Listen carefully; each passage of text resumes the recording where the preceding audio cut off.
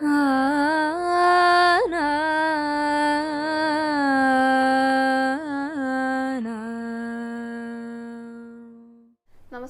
Guruvayur devotees ഓൺലൈനിലേക്ക് ഏവർക്കും സ്വാഗതം. സർവം കൃഷ്ണമയം. കൃഷ്ണായ വാസുദേവായ ദേവകീനന്ദനായ ച നന്ദഗോപകുമാരായ ഗോവിന്ദായ നമോ നമഃ. ഇന്ന് ഉത്സവം 6ാം ദിവസമാണ്. ഇന്നത്തെ ഏറ്റവും വിശേഷം എന്ന് പറയുന്നത് ഭഗവാൻ സ്വർണ്ണക്കോലത്തിലാണ് ഇന്ന് മുതൽ എഴുന്നള്ളുന്നത് കേട്ടോ. ഉച്ചശേരിയിലേക്കാണ് കൊമ്പൻ ഇന്ദ്രസൻ ഭഗവാനെ സ്വർണ്ണക്കോലത്തിൽ എഴുന്നള്ളിക്കുക. അപ്പോൾ അതാണ് ഏറ്റവും പ്രധാനപ്പെട്ട ഒരു കാര്യം. ബാക്കി കാര്യങ്ങളെല്ലാം സാധാരണ പോലെ തന്നെയാണ് കേട്ടോ. പിന്നെ ഇന്ന് വ്യാഴാഴ്ച ആയതുകൊണ്ട് തന്നെ നല്ല തിരക്കുണ്ട്. ഗുരുവായൂർ ക്ഷേത്രത്തിലാണെങ്കിലും നിറയെ ഭക്തജനങ്ങൾ ഭഗവാനെ കാണാനായിട്ടും കഞ്ഞി കുടിക്കാനൊക്കെ ആയിട്ട് എത്തിയിട്ടുണ്ട്. ഞങ്ങൾക്ക് നല്ല തിരക്കുള്ളൊരു ദിവസമായിരുന്നു കേട്ടോ.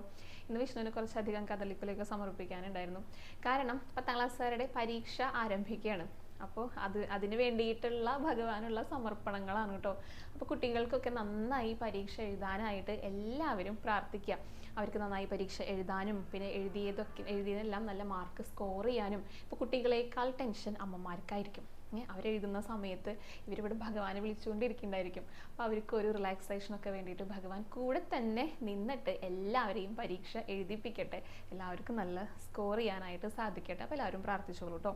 പിന്നെ ഇന്ന് തിരക്കുള്ളൊരു ദിവസമാണെന്ന് പറഞ്ഞല്ലോ. കഞ്ഞി കുടിക്കാനൊക്കെ ആയിട്ട് നല്ല തിരക്കാട്ടോ. ഞങ്ങളിതാ കഞ്ഞി കുടിച്ച് വന്നിരിക്കുകയാണ്. അപ്പോൾ തിരക്കുള്ളത് കൊണ്ട് തന്നെ കുറച്ച് താമസിച്ചിട്ടാണ് ഇന്ന് ഷൂട്ടൊക്കെ ആരംഭിച്ചിരിക്കുന്നത്. അപ്പോൾ നമുക്ക് ആ കഞ്ഞികുടിയുടെ വീഡിയോ ഒക്കെ ഒന്ന് കാണാം കേട്ടോ. എല്ലാവരും വയറ് നിറച്ച് കഞ്ഞി കുടിച്ചിട്ട് വന്നോളൂ.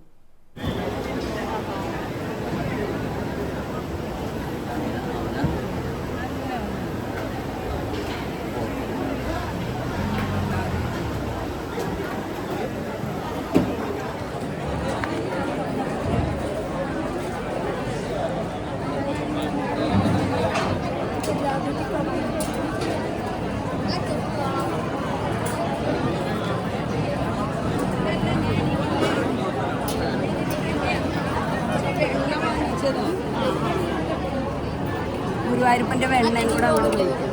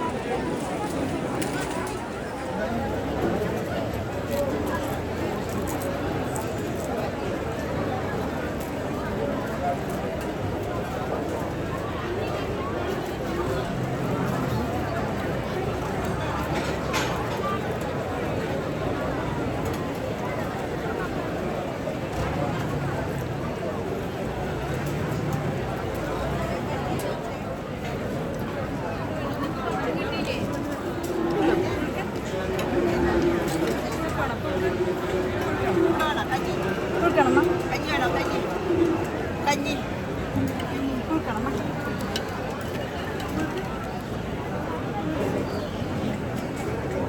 എല്ലാവരും കഞ്ഞിയൊക്കെ കുടിച്ചു, വയറൊക്കെ നിറഞ്ഞു, സന്തോഷമായി എന്ന് തന്നെ കരുതുകയാണ് കേട്ടോ. അപ്പോൾ ഇനി നമുക്ക് ഇന്നലത്തെ ഉച്ചപൂജയുടെ അലങ്കാരം പറയണ്ടേ. ഇന്നലെ നമ്മുടെ ഭഗവാനെ ആനപ്പുറത്ത് തിടമ്പുമായിട്ട് തിടമ്പ് പിടിച്ചിട്ടിരിക്കുന്ന ഒരു കുഞ്ഞി കൃഷ്ണനായിട്ടായിരുന്നു ചാർത്തിയിട്ടുണ്ടായിരുന്നത്. ഭഗവാൻ എല്ലാ ദിവസവും ഈ കാഴ്ചകളൊക്കെ കാണാനായിട്ട് ഓടി നടക്കില്ലേ. ഇതിന് മുന്നത്തെ ദിവസം കലവറയിലായിരുന്നു കലാപരിപാടികൾ എന്നൊക്കെ ഞാൻ പറഞ്ഞിട്ടുണ്ടായിരുന്നു. അങ്ങനെ നടക്കുന്ന സമയത്തെ പെട്ടെന്ന് യശോദാമ്മയുടെ അടുത്തേക്ക് ഭഗവാൻ ഓടി വന്നു കേട്ടോ. എന്നിട്ട് സങ്കടം പറയാ, അമ്മേ ഒരു കുട്ടി അവിടെ ഇരുന്ന് പറയുന്നുണ്ട് ഞാനേ ആനയുടെ വാല് പിടിച്ചിട്ടാണ് നടക്കണെന്നുള്ളത്, എനിക്ക് ആനയുടെ പുറത്ത് കയറിയിരിക്കണം എന്ന് പറഞ്ഞിട്ട് വാശി പിടിക്കാട്ടോ യശോദാമ്മയുടെ അടുത്ത്. ആനപ്പുറത്ത് കയറിയിരിക്കണം എന്നാണ് ഈ പറഞ്ഞുകൊണ്ടിരിക്കണതേ. അപ്പൊ യശോദാമ്മ പറഞ്ഞു, അയ്യോ ഉണ്ണി കുഞ്ഞല്ലേ, വലുതായിട്ടല്ലേ ആനപ്പുറത്തൊക്കെ കയറുക, അച്ഛൻ്റെ അത്രയ്ക്ക് വലുതാവണ്ടേ, എന്നാലല്ലേ കയറാനൊക്കെ പറ്റുള്ളൂ എന്നൊക്കെ പറഞ്ഞിട്ട് സമാധാനിപ്പിക്കുന്നുണ്ട്. പക്ഷെ നമ്മുടെ ഭഗവാൻ അതൊന്നും പറഞ്ഞാൽ കേൾക്കില്ലല്ലോ. ഭഗവാൻ എന്തെങ്കിലും വിചാരിച്ചു കഴിഞ്ഞാൽ അതപ്പോൾ സാധിപ്പിക്കണം. അത് ആരെയാണെങ്കിലും വേണ്ടില്ല, എന്താണെങ്കിലും വേണ്ടില്ല. അപ്പൊ യശോദാമ്മയുടെ കണ്ണും വെട്ടിച്ചിട്ടേ ഇന്നലെ ശിവേലിക്ക് തയ്യാറായിട്ട് നിൽക്കുന്ന ആനയ്ക്ക് പുറത്തങ്ങട കയറിയിരുന്നു തിടമ്പും പിടിച്ചിട്ട്. ഞാനാണ് ഇന്ന് തിടമ്പ് പിടിക്കണത്, ഞാൻ വാലൊന്നും അല്ല കേട്ടോ പിടിക്കണത് എന്ന് എല്ലാവരെയും കാണിക്കാനായിട്ടാണ് ഭഗവാൻ ഇരിക്കുന്നുണ്ടായിരുന്നത്. എന്നിട്ട് ഓരോ പ്രദക്ഷിണം വെക്കുമ്പോഴും അവിടെ കൂടി നിൽക്കുന്ന എല്ലാ ഭക്തജനങ്ങളെയും അനുഗ്രഹിച്ച് അവരുടെ സങ്കടങ്ങളൊക്കെ കേട്ടുകൊണ്ട് അതിനെല്ലാം പരിഹാരവും കടുത്തുകൊണ്ടാണ് ഭഗവാൻ ഇങ്ങനെ പ്രദക്ഷിണം വെക്കുന്നുണ്ടായിരുന്നത് കേട്ടോ. ആരൊക്കെ സങ്കടപ്പെട്ട് ഭഗവാനെ വിളിക്കുന്നുണ്ടോ അവരൊക്കെ പ്രത്യേകം എടുത്തു പറഞ്ഞു, ഓ അമ്മയ്ക്ക് എന്തോ വിഷമമുണ്ടല്ലോ, സാരില്ല ഞാൻ മാറ്റിത്തരാം. ഏട്ടൻ എന്തോ ഒരു പ്രശ്നമുണ്ടല്ലോ, അതാണോ, ഒന്നും പേടിക്കണ്ട, ഞാനുണ്ട് കൂടെ. പിന്നെ വെളിച്ചൻ എന്താ സങ്കടപ്പെട്ട് നിൽക്കുന്നേ, എന്തിനാ സങ്കടപ്പെടുന്നത്, ഉണ്ണിയല്ലേ കൂടെ ഉള്ളത്. അങ്ങനെ ഓരോരുത്തരുടെ അടുത്തും സംസാരിച്ചുകൊണ്ട് അവരെയൊക്കെ ആശ്വസിപ്പിച്ചുകൊണ്ടാണ് ഭഗവാൻ ആനപ്പുറത്ത് വലിയൊരാളായിട്ട് ഇന്നലെ പ്രദക്ഷിണമൊക്കെ നടത്തുന്നുണ്ടായിരുന്നു കേട്ടോ. അപ്പൊ ആനപ്പുറത്ത് തിടമ്പുമായിട്ട് തിടമ്പ് പിടിച്ചുകൊണ്ടിരിക്കുന്ന ഉണ്ണിക്കണ്ണനായിട്ടായിരുന്നു ഇന്നലെ ഉച്ചപൂജയ്ക്ക് അലങ്കാരം ചാർത്തിയിട്ടുണ്ടായിരുന്നത്. അപ്പോൾ ഭഗവാനെ നമ്മൾ ആ ഒരു രൂപത്തിൽ ശിവേലിയൊക്കെ കാണാനായിട്ട് എല്ലാവർക്കും നല്ല ഇഷ്ടമാണ്. ശിവേലിയുടെ കൂടെ പ്രദക്ഷിണം വെക്കുന്നതും ഒക്കെ വളരെ വളരെ നല്ലതാണെന്ന് പറയാറുണ്ട്. അപ്പോൾ ഇനി വരുന്ന സമയത്ത് ശിവേലി ആണെങ്കിൽ ശിവേലിയുടെ കൂടെ പ്രദക്ഷിണം വെക്കുക, ഭഗവാന്റെ കൂടെ നമ്മൾ നടക്കുക എന്നാണ് ഉദ്ദേശിക്കുന്നത് കേട്ടോ. ഭഗവാൻ എപ്പോഴും നമ്മുടെ കൂടെ ആകാനായിട്ട് ആഗ്രഹിക്കുന്നതാണ്. അപ്പോൾ ഭഗവാന്റെ കൂടെ നമുക്കും നടക്കാം, അതൊരു സന്തോഷമാണ്. നമ്മുടെ ഭഗവാനും നല്ല സന്തോഷം നൽകുന്ന കാര്യങ്ങളാണ്. അപ്പോൾ എല്ലാവരും ആ ആനപ്പുറത്ത് തിടമ്പും പിടിച്ചുകൊണ്ടിരിക്കുന്ന ഉണ്ണിക്കണ്ണൻ്റെ രൂപം നന്നായി ഒന്ന് മനസ്സിൽ ധ്യാനിച്ചിട്ട് തൊഴുതു പ്രാർത്ഥിച്ചോളൂ കേട്ടോ. ഭഗവാന്റെ പാദങ്ങളിൽ എല്ലാവരും ഒന്ന് നമസ്കരിച്ചോളൂ. ഗുരുവായൂരപ്പ ശരണം എന്നൊന്ന് കമൻറ്റ് ബോക്സിൽ രേഖപ്പെടുത്തിക്കോളൂ. ഇനി നമുക്ക് ഒരു കഥ പറയാട്ടോ. ഇത് ശരിക്കും ഒരു നടന്ന സംഭവമായിട്ടാണ് പറയണത് കേട്ടോ. നോർത്ത് ഇന്ത്യയിലോ എവിടെയോ ഉള്ളിൽ നടന്നിട്ടുള്ള ഒരു സംഭവമാണ്. ഇതിൽ പറയുന്നത് പ്രകാരമാണ്, നമ്മൾ ഒരാളുടെ ആ ഒരു പുറമേ കാണുന്നത് വെച്ചിട്ട് അവരിനെ അളക്കരുതെന്നാണ് പറയുക. അവരുടെ മനസ്സിൽ സന്തോഷമാണോ സങ്കടമാണോ ഒന്നും നമുക്കറിയില്ല. നമുക്കറിയാത്ത കാര്യത്തെക്കുറിച്ച് നമ്മൾ പറഞ്ഞു നടക്കരുത് അങ്ങനെ പറയുന്ന അതൊരു ഗുണപാഠ കഥ കൂടെയാണ് കേട്ടോ. ഒരു നാട്ടിലെ ഉദയവർമ്മൻ എന്ന് പറഞ്ഞിട്ടൊരു രാജാവ് ഉണ്ടായിരുന്നു. വളരെ നല്ല രീതിയിൽ രാജ്യഭരണം ഒക്കെ കൈകാര്യം ചെയ്യുന്ന ഒരു യുവരാജാവായിരുന്നു. അദ്ദേഹത്തിന് രാജാവായിട്ട് അഭിഷേകമൊക്കെ ചെയ്തു. എന്നിട്ട് അദ്ദേഹത്തിൻ്റെ വിവാഹമാണ്. അദ്ദേഹം വിവാഹം കഴിക്കുന്ന അതേ ദിവസം തന്നെ മറ്റൊരാളുടെയും കൂടെ വിവാഹം ആ നാട്ടിൽ നടന്നിട്ടുണ്ടായിരുന്നു. അദ്ദേഹത്തിൻ്റെ പേര് രാമഭദ്രൻ എന്നാണ്, ഒരു കൃഷിക്കാരനും കൂടിയാണ് കേട്ടോ. അപ്പോൾ എന്താണ് പ്രത്യേകത വിവാഹത്തിൻ്റെയും ചോദിച്ചു കഴിഞ്ഞാൽ, ഈ രാജാവ് വിവാഹം കഴിക്കുന്ന മഹാറാണി ഉണ്ടല്ലോ, ആ റാണിയുടെ അതേ നാട്ടുകാരി തന്നെയാണ് ഈ കൃഷിക്കാരനായിട്ടുള്ള രാമഭദ്രൻ വിവാഹം കഴിക്കുന്ന സുഭദ്ര എന്നു പേരുള്ള ഒരു സ്ത്രീ. രണ്ടുപേരുടെ വിവാഹം ഒരേ ദിവസമാണ് കഴിയുന്നത്. പക്ഷെ ഒന്ന് രാജകീയമായിട്ടുള്ള വിവാഹമാണ്, ഒന്നൊരു സാധാരണക്കാരൻ്റെ വിവാഹമാണ് കേട്ടോ.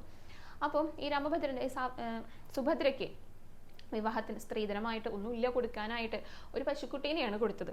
എന്തെങ്കിലുമൊക്കെ കൊടുക്കണമല്ലോ എന്നുള്ള രീതിയിൽ രാജാവിൻ്റെ ആണെങ്കിൽ വളരെ കേമായിട്ടുള്ള വിവാഹം നടന്നു. അങ്ങനെ ഇവരെ വിവാഹമൊക്കെ കഴിച്ചിട്ട് നല്ല സന്തോഷത്തോട് കൂടിയിട്ട് ഇങ്ങനെ ജീവിച്ചു പോരാണ്. അതിനിടയ്ക്ക് ഇവർ രണ്ടുപേരും ഗർഭിണികളായി. മഹാറാണിയും ഗർഭിണിയായി, അതേപോലെ തന്നെ സുഭദ്രയും ഗർഭിണിയായി. അങ്ങനെ അവർ പൈസയൊന്നും അവരുടെ കയ്യിൽ അധികം ഇല്ലെങ്കിലും നന്നായി കഷ്ടപ്പെട്ട് കൃഷിപ്പണിയൊക്കെ ചെയ്തിട്ടാണ് ഈ സുഭദ്രയും രാമഭദ്രനും ഒക്കെ കഴിയുന്നത് കേട്ടോ. അങ്ങനെ ഇവർ രണ്ടുപേരും പ്രസവിച്ചു. മഹാറാണി ഒരു രാജകുമാരനെ പ്രസവിച്ചു. സുഭദ്ര ആവട്ടെ 3 ആൺകുട്ടികളെയാണ് പ്രസവിച്ചത്. എന്നാലും അവർക്ക് 3 ആൺകുട്ടികളെയാണ് കിട്ടിയെന്നുള്ള സന്തോഷത്തോട് കൂടിയിട്ടാണ് അവർ ജീവിതം ഇങ്ങനെ മുന്നോട്ട് കൊണ്ടുപോകുന്നുണ്ടായിരുന്നത്. അതിനിടയിൽ ആ രാജ്യത്ത് ഒരു അസുഖം വന്നു. അതൊരു പകർച്ചവ്യാധി പോലെയുള്ള അസുഖമാണ് കേട്ടോ. അതൊക്കെ കുട്ടികളെയായിരുന്നു ബാധിക്കുന്നുണ്ടായിരുന്നത്. അപ്പോൾ എന്തായി, കുറേ കുട്ടികളൊക്കെ മരണപ്പെട്ടു. ഈ രാജാവിൻ്റെയും റാണിയുടെയും ആ രാജകുമാരനും മരിച്ചു, ഈ സുഭദ്രയുടെയും രാമഭദ്രൻ്റെയും 3 ആൺകുട്ടികളും മരണപ്പെട്ടു. അപ്പോൾ പിന്നെ എല്ലാവർക്കും സങ്കടമായി. അപ്പോൾ ഈ സങ്കടത്തിൽ നിന്ന് എങ്ങനെയാണ് കരകയറുക? അപ്പോൾ ഈ രാജാവിൻ്റെ കൊട്ടാരത്തിലാണെങ്കിൽ മകൻ മരിച്ച വിഷമത്തിലെ മഹാറാണി ഒരു ആ അന്തപുരത്തിൽ തന്നെയാണ് ഇരിക്കുക, പുറത്തേക്കൊന്നും ഇറങ്ങില്ല. അത്രയും സങ്കടപ്പെട്ടിട്ടാണ് അവരവിടെ കഴിഞ്ഞു പോകുന്നത്. പുറം ലോകം പിന്നെ കാണുന്നില്ല. ഈ സുഭദ്രയുടെ ആണെങ്കിലോ ഈ കുട്ടികൾ മരണപ്പെട്ടു പോകുന്നുണ്ട്. അവരുടെ പിതാവിന് രാമഭദ്രൻ അദ്ദേഹം കുഴഞ്ഞു വീണപ്പോൾ പിന്നെ ആ സങ്കടം കൊണ്ട് വീണത് അദ്ദേഹത്തിന് പിന്നെ ജോലിക്കൊന്നും പോകാൻ പറ്റിയാതെ കുറച്ച് നാളൊക്കെ സുഭദ്ര അങ്ങനെ വീട്ടിൽ സങ്കടപ്പെട്ടുകൊണ്ട് ഇരിക്കുകയൊക്കെ ചെയ്തു. പക്ഷെ മുന്നോട്ടുള്ള അവരുടെ ജീവിതം അങ്ങനെ കൊണ്ടുപോകണമല്ലോ. ഭർത്താവാണെങ്കിൽ കുഴഞ്ഞു വീണ് കിടപ്പിലാണ്. അപ്പോൾ താൻ തന്നെ ഇറങ്ങിയാലേ കാര്യങ്ങളൊക്കെ നടക്കുള്ളൂ എന്ന് സുഭദ്രയ്ക്ക് മനസ്സിലായിട്ട് പിന്നെ സുഭദ്ര തന്നെ ഓരോ ജോലികൾ ചെയ്യാനായിട്ട് ഇറങ്ങി തുടങ്ങി. മനസ്സിൽ അത്രയും സങ്കടമുണ്ട് കേട്ടോ. 3 കുട്ടികളാണ് മരണപ്പെട്ടത്. അപ്പം അത്രയും സങ്കടമുണ്ട്, ഭർത്താവിന് ഇങ്ങനെ ആയതുകൊണ്ടുള്ള വിഷമമുണ്ട്. എല്ലാം ഉള്ളിൽ ഒതുക്കിയിട്ടാണ് ഈ ഒരു സ്ത്രീ ജോലികളൊക്കെ നന്നായിട്ട് പണിയെടുക്കും, ഓരോ ജോലികൾ ചെയ്യും. അപ്പോൾ ഇങ്ങനെ പശുക്കളൊക്കെ ഇങ്ങനെ അടുത്ത തലമുറകളൊക്കെ ഉണ്ടായിട്ട് കുറച്ചധികം പശുക്കളൊക്കെ ആയിട്ടുണ്ട്. പക്ഷെ എല്ലാത്തിനെയും നോക്കാനായിട്ട് സാധിക്കണില്ല. കാരണം ഈ പശുക്കൾ അവരെ കുട്ടികൾ അവരെയൊക്കെ നോക്കണം, ജോലിക്ക് പോകണം, ഭർത്താവിൻ്റെ കാര്യങ്ങൾ നോക്കണം. പിന്നെ തൊട്ടടുത്ത് ഒരു ക്ഷേത്രമൊക്കെ ഉണ്ട്. അവിടുത്തെ കാര്യങ്ങളും അവിടെ എന്നും പ്രാർത്ഥിക്കാനൊക്കെ ആയിട്ട് പോകും കേട്ടോ. അവിടെ വൃത്തിയാക്കുന്ന ജോലിയും കൂടെ സുഭദ്ര ചെയ്തിരുന്നു. അതിന് കൂലിയൊന്നും വാങ്ങില്ല, അതൊരു സേവനം പോലെയാണ് ചെയ്തിരുന്നത്. അപ്പം എല്ലാം ചെയ്യാൻ പറ്റാതെ ആയപ്പോൾ ഈ പശുക്കളെ ഓരോരുത്തർക്കൊക്കെ ആവശ്യമുള്ളവർക്ക് കൊടുത്തു. അവസാനം ഒരൊറ്റ പശു മാത്രമായി, അതിനെ മാത്രമായിട്ട് വെച്ചിട്ട് പിന്നെ ഇങ്ങനെ കാര്യങ്ങളൊക്കെ ഇങ്ങനെ ചെയ്തുകൊണ്ടിരിക്കുക. അപ്പോൾ ഈ ക്ഷേത്രത്തിൽ തൊഴാൻ പോകാറുണ്ടെന്ന് പറഞ്ഞല്ലോ. അവിടുത്തെ പൂജാരിക്ക് ഇവരുടെ കാര്യങ്ങളൊക്കെ ആലോചിക്കുമ്പോൾ വലിയ സങ്കടമാണ് കേട്ടോ. നന്നായിട്ട് കഷ്ടപ്പെട്ടിട്ടാണ് അവർ ജീവിക്കുന്നതെന്ന് അറിയാം. ക്ഷേത്ര കാര്യങ്ങളും മുടക്കം കൂടാതെ അവർ ചെയ്യുന്നുണ്ട്. അതിന് പ്രത്യേകിച്ച് പ്രതിഫലം ഒന്നും വാങ്ങിക്കുന്നുമില്ല. അപ്പോൾ ഇവർക്ക് എന്തെങ്കിലും ഒരു സഹായം ചെയ്യണം. അദ്ദേഹത്തിൻ്റെ മനസ്സിൽ അങ്ങനെ ഒരു സഹാനുഭൂതി തോന്നിയിട്ട് കൊട്ടാരത്തിലേക്ക് ചെന്ന് രാജാവിൻ്റെ അടുത്ത് തന്നെ പറയാം, ഇവർ ഇത്രയും കഷ്ടപ്പെട്ടിട്ടാണ്, കുട്ടികളൊക്കെ മരണപ്പെട്ടു പോയതാണ്, ഭർത്താവ് കിടപ്പിലാണെന്നൊക്കെ അറിയിച്ചിട്ട് എന്തെങ്കിലും ഒരു സഹായം തന്നെ കൊണ്ട് ആവുന്നത് രാജാവിനെ കൊണ്ട് ചെയ്യിപ്പിക്കാം എന്ന് വിചാരിച്ച് ഇദ്ദേഹം ഈ ക്ഷേത്രത്തിലെ പൂജാരി കൊട്ടാരത്തിലേക്ക് എത്തി. അവിടെ എത്തിയിട്ട് കാര്യങ്ങളൊക്കെ പറഞ്ഞു കേട്ടോ. രാജാവിൻ്റെ വിവാഹത്തിൻ്റെ അന്ന് തന്നെയാണ് ഇവരുടെ വിവാഹം കഴിഞ്ഞത്. ഒരേ നാട്ടുകാരാണ്, റാണിയും സുഭദ്രയും എന്നൊക്കെ പറഞ്ഞു കൊടുത്തു. കുട്ടികളുടെ കാര്യമൊക്കെ പറഞ്ഞു കൊടുത്തു. രാജാവും പറഞ്ഞു, ഇവിടെയും മഹാറാണി വളരെ ദുഃഖത്തിലാണ് കഴിയുന്നത്, പുറത്തേക്ക് ഇറങ്ങുന്നില്ല. അപ്പോൾ അവരെന്നിട്ടും ഇങ്ങനെയുള്ള കാര്യങ്ങളൊക്കെ ചെയ്യുന്നുണ്ടല്ലോ എന്നാണ് രാജാവ് ചോദിച്ചത് കേട്ടോ. എന്താ വേണ്ട സഹായങ്ങളൊക്കെ ഞാൻ ചെയ്യാം എന്നൊക്കെ പറഞ്ഞിട്ട് ഇദ്ദേഹം അവിടുന്ന് തിരികെ പോയി. രാജാവ് റാണിയുടെ അടുത്ത് പോയിട്ട് വിവരങ്ങളൊക്കെ പറഞ്ഞു കേട്ടോ. സുഭദ്രേനെ അറിയുന്നുണ്ടാവുമോ എന്നുള്ള രീതിയിലാണ് സംസാരിക്കണേ. പക്ഷെ മഹാറാണി പറഞ്ഞു, ഇത്രയും 3 കുട്ടികൾ മരണപ്പെട്ടിട്ടും ഇവർക്ക് എങ്ങനെ പുറത്തേക്കൊക്കെ ഇറങ്ങിയിട്ട് ഇങ്ങനെയൊക്കെ ജീവിക്കാനായിട്ട് സാധിക്കുന്നേ? ഞാൻ കണ്ടില്ലേ, ഇത്രയും നാളായിട്ട് എനിക്കൊന്ന് പുറത്തേക്ക് ഇറങ്ങാൻ പോലും മനസ്സനുവദിക്കുന്നില്ല സങ്കടം കൊണ്ട്. പക്ഷെ ഇവരിതൊക്കെ എങ്ങനെയാണ് ചെയ്യുന്നത്? അതൊരു അത്ഭുതം കൊണ്ടും കുറച്ചൊക്കെ ഒരു അസൂയ കൊണ്ടൊക്കെയാണ് മഹാറാണി എങ്ങനെ പറയണതെന്ന് തോന്നിപ്പോകും. എന്നിട്ട് ഒപ്പം പറയുന്നുണ്ട് കേട്ടോ, ചിലപ്പോൾ ഇവരുടെ ജാതകദോഷം കൊണ്ടായിരിക്കാം നമ്മുടെ നാട്ടിൽ ഇങ്ങനെയൊക്കെയുള്ള പ്രശ്നങ്ങൾ ഉണ്ടായത്. അതുകൊണ്ട് വല്ലാതെ അങ്ങോട്ട് അടുപ്പിക്കണ്ട. ഒരു നീരസത്തോട് കൂടിയിട്ടാണ് രാജാവിൻ്റെ അടുത്ത് പറഞ്ഞത്. രാജാവാണെങ്കിലോ പറഞ്ഞത് പെട്ടുപോയി നായി. അപ്പോൾ പിന്നീട് ആരെയും അവരെ വീട്ടിലേക്ക് അറിയിക്കാൻ, കാര്യങ്ങൾ സഹായിക്കാനായിട്ട് അയക്കുകയും ചെയ്തില്ല. പൂജാരി ആണെങ്കിലോ സുഭദ്രയുടെ അടുത്ത് വന്ന് പറഞ്ഞു, ഞാൻ രാജാവിൻ്റെ അടുത്ത് പറഞ്ഞിട്ടുണ്ട്, എന്തെങ്കിലുമൊക്കെ ഒരു ഗുണാനുഭവങ്ങൾ ഉണ്ടാകും കേട്ടോ എന്നും പറഞ്ഞു. പക്ഷേ സാധാരണ ഭടന്മാരൊക്കെ വന്നിട്ട് സഹായം ചെയ്യേണ്ടതാ. അങ്ങനെയൊക്കെ കാണാഞ്ഞപ്പോൾ പൂജാരി വിചാരിച്ചു, ഒന്നും കൂടെ ഒന്ന് പോയിട്ട് രാജാവിനെ അറിയിക്കാം കാര്യങ്ങളൊക്കെയെന്ന്. അപ്പോഴേക്കും രാജ്ഞി പറഞ്ഞതനുസരിച്ച് രാജാവ് ഒരു ഭടനെയൊക്കെ വിട്ടിട്ട് ഒന്നും കൂടെ കാര്യങ്ങളൊക്കെ സത്യാവസ്ഥകൾ അന്വേഷിക്കാനായിട്ട് വിട്ടുണ്ടായിരുന്നു. അപ്പോഴും ഈ സുഭദ്ര ജോലിക്കൊക്കെ പോകുന്നുണ്ട്, സാധാരണ പോലെ എല്ലാവരുടെ അടുത്തും പെരുമാറുന്നുണ്ട്. അവർക്ക് സങ്കടങ്ങളൊന്നും ഇല്ല എന്നുള്ള രീതിയിലാണ് കൊട്ടാരത്തിലേക്ക് എത്തിയത്. അതും കൂടി ആയപ്പോൾ മഹാറാണി പറഞ്ഞു, കണ്ടില്ലേ, അവരുടെ മനസ്സിൽ സങ്കടമൊന്നുമില്ല, അവർ സുഖമായിട്ട് സന്തോഷത്തോട് കൂടിയിട്ടാണ് ജീവിക്കണതെന്നൊക്കെ പറഞ്ഞു. അങ്ങനെ ഇരിക്കെ ഈ പൂജാരി ഒന്നും കൂടെ സഹായമൊന്നും കിട്ടാതായപ്പോഴേ ഒന്നും കൂടെ കൊട്ടാരത്തിലേക്ക് പോകാനായിട്ട് തീരുമാനിച്ചു. അങ്ങനെ കൊട്ടാരത്തിലെത്തിയപ്പോൾ രാജാവ് പറഞ്ഞു, മഹാറാണിക്ക് അവരുടെ കാര്യത്തിൽ വലിയ താല്പര്യമില്ല, അവർക്ക് അങ്ങനെ സങ്കടമൊന്നും ഇല്ല എന്നാണ് കേൾക്കണത്. എന്താണെങ്കിലും അവരൊന്നും ഇങ്ങോട്ട് ഇവിടം വരെ വരാനായിട്ട് പറയൂ എന്ന് പറഞ്ഞു സുഭദ്രയുടെ അടുത്ത്. അപ്പോഴൊന്നും മഹാറാണിക്ക് തീരെ ഇഷ്ടപ്പെടുന്നില്ല കേട്ടോ. അവർ അകത്തിരുന്നിട്ട് കാര്യങ്ങളൊക്കെ അറിയുന്നുണ്ട്. രാജാവാണെങ്കിൽ ഇത് പറഞ്ഞും പോയി. പക്ഷെ പൂജാരിക്ക് നല്ല ഇഷ്ടമായി, സന്തോഷം തോന്നി. ഇങ്ങോട്ടേക്ക് വരാൻ പറഞ്ഞിട്ടുണ്ടല്ലോ, വിളിപ്പിച്ചിട്ടുണ്ടല്ലോ എന്ന് വിചാരിച്ചിട്ട് അത് നേരെ പോയി സുഭദ്രയുടെ അടുത്ത് പറഞ്ഞു, മഹാരാജാവ് വിളിപ്പിച്ചിട്ടുണ്ട്, നമുക്കൊന്ന് അവിടെ വരെ പോകണം എന്ന് പറഞ്ഞു. പക്ഷെ ഭർത്താവ് ഇങ്ങനെ കിടപ്പിലാണല്ലോ, അപ്പോൾ എന്താ ചെയ്യുക, ഒറ്റയ്ക്ക് ഇങ്ങനെ എത്തിയിട്ട് വരാൻ പറ്റില്ല. അപ്പോൾ കൂട്ടിന് ആരെങ്കിലും നമുക്ക് നിർത്താം സഹായത്തിനായിട്ട്, എന്നിട്ട് പോയി വരാം എന്നും പറഞ്ഞിട്ട് ഈ പൂജാരിയും സുഭദ്രയും കൂടിയിട്ട് രാജകൊട്ടാരത്തിലേക്ക് എത്തുകയാണ് കേട്ടോ. അപ്പോൾ അവിടെ എല്ലാവരും ഉണ്ട്, എല്ലാവരും ആ സമയത്ത് അവിടെ എത്തിയിട്ടുണ്ട്. ഒപ്പം വളരെ വിശിഷ്ടനായിട്ടുള്ള ഒരു വ്യക്തി കൂടെ അവിടേക്ക് വന്നു. തേജസ്സുള്ള ഒരു സന്യാസി, ദിവ്യനായിട്ടുള്ള ഒരു സന്യാസി കൂടെ അവിടേക്ക് എത്തിയിട്ടോ. അപ്പോൾ അദ്ദേഹത്തിന് ദിവ്യമായിട്ടുള്ള കഴിവുകളുണ്ടെന്ന് അദ്ദേഹത്തെ കണ്ടാൽ തന്നെ അറിയാം. രാജാവിൻ്റെ അടുത്ത് വന്നിരുന്നു. അപ്പോൾ എന്താണ് ഇവിടെ നടക്കുന്നത് എന്നൊക്കെ പറഞ്ഞപ്പോൾ രാജാവ് പറഞ്ഞു കൊടുത്തു, ഇവിടെ ഇങ്ങനെ പ്രശ്നങ്ങളൊക്കെ ഉണ്ടായി, ഇവരെ ഞാൻ ഇങ്ങോട്ട് വിളിപ്പിച്ചതാണ്, ഇവർക്ക് എന്തെങ്കിലും സഹായം ചെയ്യണമോ എന്നുള്ള കരുതിയിട്ട്. പക്ഷേ എൻ്റെ മഹാറാണിക്ക് താല്പര്യമില്ല എന്നുള്ള കാര്യം കൂടെ രാജാവ് പറഞ്ഞിട്ടുണ്ടായിരുന്നു. അതുകൊണ്ട് അങ്ങ് തന്നെ ഇതിനൊരു പ്രതിവിധി കാണണം എന്ന് ഈ സന്യാസിയുടെ അടുത്ത് പറഞ്ഞു. അദ്ദേഹം അത് സമ്മതിക്കുകയും ചെയ്തു. അപ്പോൾ മഹാറാണീനെയും കൂടെ ഒന്ന് വിളിച്ചു വിടണം എന്ന് പറഞ്ഞിട്ടുണ്ടായിരുന്നു കേട്ടോ. അപ്പോൾ മഹാറാണിയുണ്ട്, രാജാവുണ്ട്, ബാക്കി എല്ലാവരും ഉണ്ട്, സുഭദ്രയുണ്ട്, പൂജാരിയുണ്ട്. അങ്ങനെ എല്ലാവരും കൂടെ നിൽക്കുന്ന സമയത്ത് ഈ സന്യാസി പറഞ്ഞു, 2 കിഴി നെല്ല്, നല്ല ഉണക്ക നെല്ലുണ്ടല്ലോ, അത് കൊണ്ടുവരാനായിട്ട് പറഞ്ഞു. അങ്ങനെ ഭടന്മാർ അത് കൊണ്ടുവന്ന് വെച്ചു. എന്നിട്ട് 2 പേരെയും വിളിച്ചു, മഹാറാണിയെയും വിളിച്ചു, സുഭദ്രനെയും വിളിച്ചു. മഹാറാണി കൂടെ ഇതിലൊന്ന് പങ്കെടുക്കണം, സഹായിക്കണം എന്ന് സന്യാസി പറഞ്ഞു കേട്ടോ. അപ്പോൾ എല്ലാവർക്കും അതിശയായി. കാരണം ഈ സുഭദ്ര എന്ന് പറയുന്നത് വളരെ സാധാരണ ഒരു പാവപ്പെട്ട സ്ത്രീയാണ്, നിഷ്കളങ്കയായിട്ടുള്ള സ്ത്രീയാണ്. മറ്റേതാണെങ്കിൽ മഹാറാണിയാണ്. ഈ 2 പേർക്കുള്ള സമസ്യ എന്താണാവോ എന്നുള്ള രീതിയിലാണ് എല്ലാവരും നോക്കി കാണുന്നത്. എന്നിട്ട് എന്ത് ചെയ്തു, ഈ കിഴി എടുത്തിട്ട് 2 പേരുടെ കയ്യിലും കൊടുത്തു. എന്നിട്ട് നെഞ്ചോട് ഇങ്ങനെ ചേർത്ത് വെക്കാനായിട്ട് പറഞ്ഞു. 2 പേരെടുത്തു. അവരതേപോലെ ചെയ്തു. കുറച്ച് നേരം കഴിഞ്ഞപ്പോൾ അത് രണ്ടും ഇങ്ങോട്ട് വാങ്ങി. എന്നിട്ട് ഇത് എന്താ അതിൻ്റെ ഉള്ളിൽ നിന്ന് നോക്കാനായിട്ട് പോവുകയാണ്. അങ്ങനെ 2 പട്ട് വിരിച്ചിട്ടുണ്ട് കേട്ടോ. മഹാറാണിയുടെ കയ്യിൽ നിന്ന് വാങ്ങിയിട്ടുള്ള ആ നെഞ്ചോട് ചേർത്ത് പിടിച്ച ആ ഒരു നെല്ലുണ്ടല്ലോ, ആ കിഴി തുറന്നപ്പോൾ അതിൽ നെല്ലുണ്ട്, അത് ആ പട്ടിൽ വിരിച്ചു. അങ്ങനെ തന്നെ സുഭദ്രയുടെ അടുത്ത് നിന്ന് വാങ്ങിയ ആ കിഴി ഉണ്ടല്ലോ, അത് കുറച്ചും കൂടി അങ്ങോട്ട് വലുതായിരിക്കണം. അത് നെഞ്ചോട് ചേർത്ത് പിടിച്ചിട്ടാണ് സുഭദ്ര നിൽക്കുന്നുണ്ടായിരുന്നത്. അത് തുറന്നിട്ട് ചെരിഞ്ഞപ്പോൾ, ആ പട്ടിൽ ചെരിഞ്ഞപ്പോൾ അതിൽ ഒരു നെന്മണി പോലും ഇല്ല, എല്ലാം മലരായിട്ടുണ്ടായിരുന്നു. എല്ലാവരും അതിശയിച്ചു പോയി കേട്ടോ. അപ്പോൾ സന്യാസി ചോദിച്ചു, ഇത് മനസ്സിലായോ എന്നുള്ളത്. രാജാവിന് മനസ്സിലായി, ചിലർക്കൊക്കെ മനസ്സിലായി. പക്ഷേ രാജ്ഞി ഇതെന്തോ ഒരു മാജിക് സംഭവിച്ച പോലെയൊക്കെ നോക്കുന്നത്. അദ്ദേഹം പറഞ്ഞു കൊടുക്കുകയാണ്, ഈ സുഭദ്രയുടെ മനസ്സിലെ അവരുടെ ആ മക്കൾ നഷ്ടപ്പെട്ടു പോയ ആ ഒരു സങ്കടം ഉണ്ടല്ലോ, ആ സങ്കടം ഇങ്ങനെ കൂട്ടി വെച്ചിരിക്കുകയായിരുന്നു പുറത്തെടുക്കാതെ. ആ ഒരു സങ്കടത്തിൻ്റെ ചൂട് കൊണ്ടാണ് ഈ നെല്ലെല്ലാം മലരായത് എന്നാണ് അദ്ദേഹം പറഞ്ഞ് അവസാനിപ്പിച്ചത്. അപ്പോഴാണ് എല്ലാവർക്കും മനസ്സിലായത്, ആ സ്ത്രീക്ക് സങ്കടം ഉണ്ടായിരുന്നു, പക്ഷെ അതെല്ലാം മനസ്സിൽ കൂട്ടി നടക്കുകയായിരുന്നു എന്നുള്ളത്. റാണിക്കും റാണിയുടെ തെറ്റ് മനസ്സിലാക്കി കൊടുത്തു അവിടെ. അപ്പോൾ ഈ ഒരു കഥയിലൂടെ നമ്മുടെ അടുത്ത് പറയുന്നത് എന്താണെന്ന് വെച്ചാൽ, നമ്മുടെ മനസ്സിൽ പല ചിന്തകളും പലർക്കും ഉണ്ടായിരിക്കും. അതൊന്നും അറിയാതെ നമ്മൾ ഒരാളുടെ അടുത്തും പെരുമാറരുത്, നമ്മൾ വിധിക്കരുത്. അവരുടെ ജീവിത രീതികൾ, അവരുടെ സങ്കടങ്ങൾ അത് അവർക്ക് മാത്രമേ അറിയുള്ളൂ. നമ്മൾ ഒരാളുടെ അടുത്തും വിഷമിപ്പിക്കുന്ന രീതിയിൽ ഒന്നും പറയരുത് എന്നാണ് ഈ ഒരു കഥയിലൂടെ നമുക്ക് പറഞ്ഞു തരുന്നത് കേട്ടോ. പിന്നെ ഒരു കാര്യം കൂടെ ഈ ഒരു കഥ നമ്മുടെ അടുത്ത് പറയുന്നുണ്ട്. നമുക്ക് എന്തൊക്കെ സങ്കടങ്ങൾ ഉണ്ടെങ്കിലും നമുക്ക് മുന്നോട്ട് പോകണമെങ്കിൽ എന്തായിരിക്കണം, നമ്മളതെല്ലാം മനസ്സിൽ വെച്ച്, അല്ലെങ്കിൽ അത് ഒന്നുകിൽ മനസ്സിൽ ഒരു ഭാഗത്ത് വെക്കുക, പിന്നെ നമ്മളത് ബാധിക്കരുത്, അല്ലെങ്കിൽ പിന്നെ ഭഗവാനെ സമർപ്പിക്കുക.